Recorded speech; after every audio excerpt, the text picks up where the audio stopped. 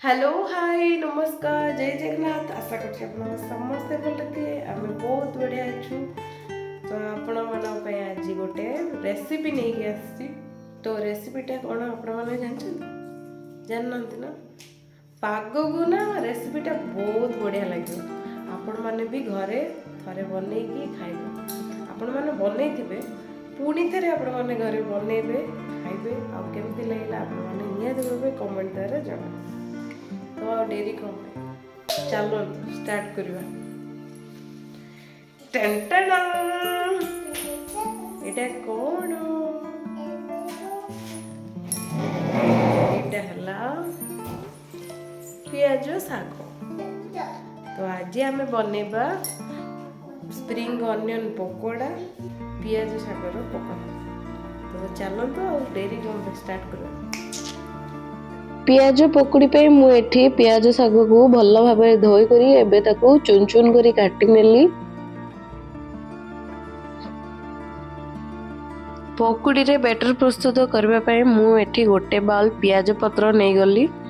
सेथिरे बेसन को 2 table spoon दे दीची आपण माने चाहिले चावल न नै परिबे ऑप्शनल एठी मु 2 टेबल स्पून कॉर्नफ्लोर को नै गली हाफ टेबल स्पून हळदी गुंड नैची कटाई थिबा लंका को नैची आ एथिरे अदा रसुण को मु छेची करी नैची स्वाद अनुसार लंका गुंड और गरम मसला और लवण को दे देची अल्प अल्प किछि पानी दे करी ताको स्प्रिंकल कर नबा जहाँ द्वारा ना पियाज पत्र रे थिबा मॉइस्चराइजर बेसन रे रिलीज हो जिवो ए सब को भल भाबे मिसै नबा तापरे तेल गरम हो गला परे एठरे अल्प अल्प करिकी पियाज को दे दबा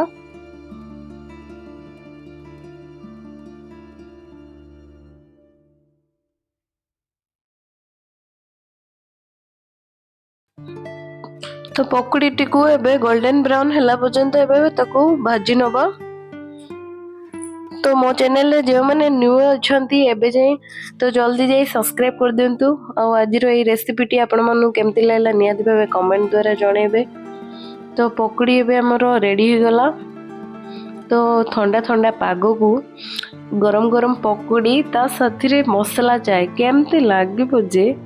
आपण माने नियाति भाबे बनेकी खांतु आ केमति लागिला कमेंट द्वारा जणेबे रहउची बाय बाय।